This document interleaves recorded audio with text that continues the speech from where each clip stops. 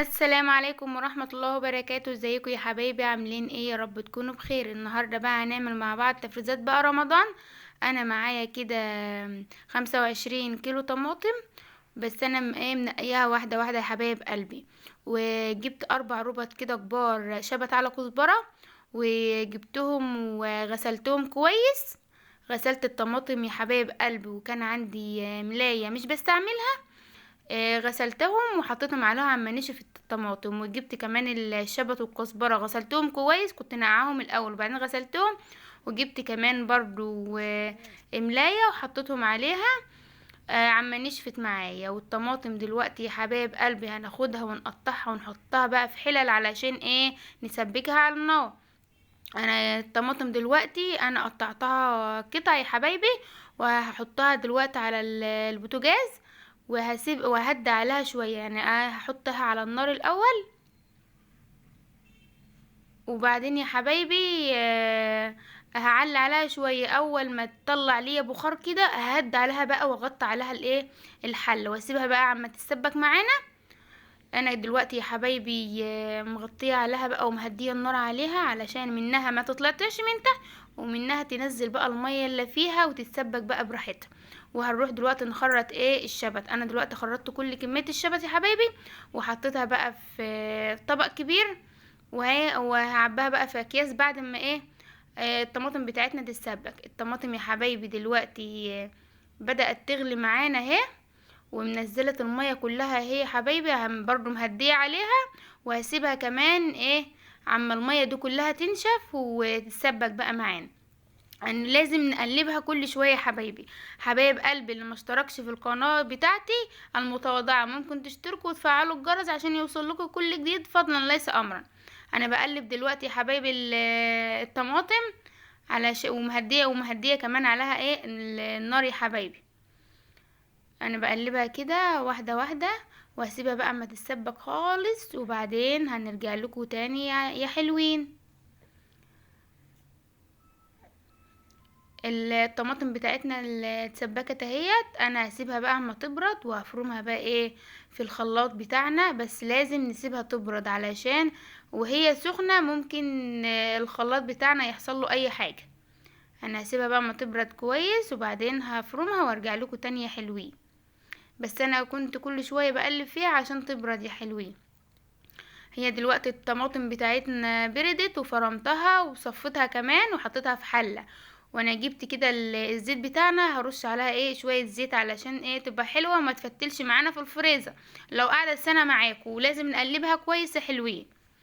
بنقلبها كده من فوق لتحت علشان الزيت كله يروح في قلب الطماطم. انا بحب ان انا اصلص الطماطم يا حبايبي وافرمها وما احطهاش تاني على النار. وكده انا هعبي بقى ايه الاكياس دي اعملها طبخات. بحط حاجة حاجة يا حبايبي علشان ما يقعش مننا على الصينية ولا على الكيس اللي احنا بنعبي فيه. انا معايا اكياس لبن بحط فيها هحط يعني قيمة 4 معالق 5 معالق في قلب الكيس على قد الطبخة اللي انا ايه هطبخ بيها. تمام كده. انا كده خلاص همسك بقى الكيس اربطه كويس واحطه بقى ايه في جنب، ونرجع بقى ايه اعمل معاكم كمان كيسين وهخلص كل الكمية وابقى ارجع لكم تاني. بس اعمل معاكم كيسين الاول. حبايب قلبي اللي مشرفيني من برا مصر ومن جوا مصر، ما نحرمش من تعليقاتكم الجميلة اللي مشرفاني دايما.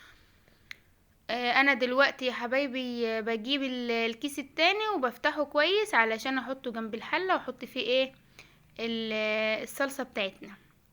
انا زي ما قلت لكم انا بحب اعمل الصلصة وافرمها في الخلاط واصفيها وبعدين احط عليها زيت واقلبها كويس. وما بحبش ان انا ايه احطها تاني ايه تتسبك جامد يعني ايه على البوتاجاز تاني يا حلوين.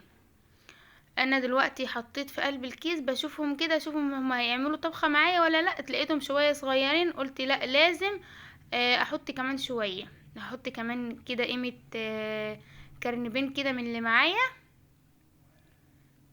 او معلقتين يا حلوين كبار. كده احط كمان واحد علشان يبقى ايه الطبخة بتاعتنا كده ايه مظبوطة. تمام، لازم نطلع الهواء اللي في قلب الكيس ونربطه كويس، عشان احنا لو سيبنا في الهواء عمل الكيس نحطه في الفريزر ويتلج ممكن ايه يتفتح مننا. لازم نطلع الهواء كل اللي في الكيس يا حبايبي. انا هعمل كمان معاكم الكيس ده وكده هيكون ايه خلصنا الفيديو بتاعنا يا حبايبي. الفيديو بتاعنا خفيف كده وظريف. احنا بقى على قبل دخلة رمضان لازم نعمل تفريزات بقى رمضان وكده، ولسه فيه فيديوهات تانية للتفريزات يا حبايبي.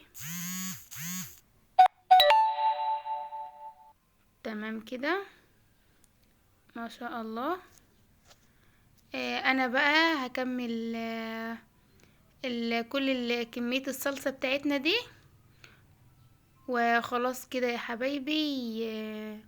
وان شاء الله في فيديوهات تحدي هتنزل لكم قريب ان شاء الله يا حبايبي. كده تمام.